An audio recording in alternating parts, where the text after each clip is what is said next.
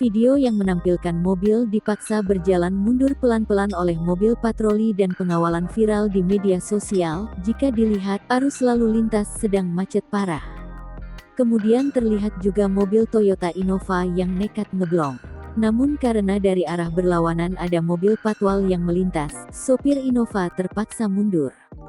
Sementara itu, di belakang mobil patwal ada kendaraan-kendaraan lain yang mengikuti.